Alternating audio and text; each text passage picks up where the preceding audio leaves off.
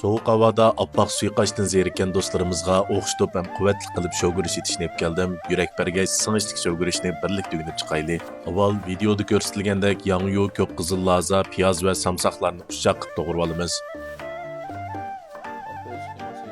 Arqadan muvofiq qolgusini qiyma qilib to'g'rab, bir tal pomidor va ko'ksaydan azroq to'g'raymiz.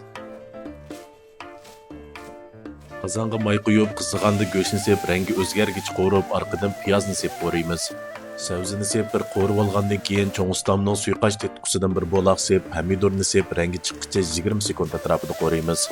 Ozroq tuz bilan ta'mini tangshab, suv quyib qaynatib olgandan keyin kichik o'tda 5 minut qaynatamiz.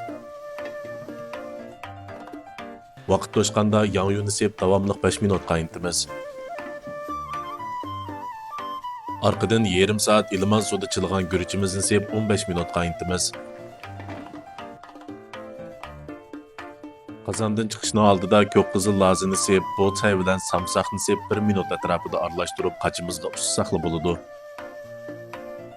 Hamsa mushundaq sovuq havoda badanni rahat qildigan hamda singishlik bo'lgan shogurchimizni tutib chiqdi. Kunda yengillayotgan taomlarga yurak berib, agishib olishni unutmang. Tamoqlaringiz singishlik bo'lsin.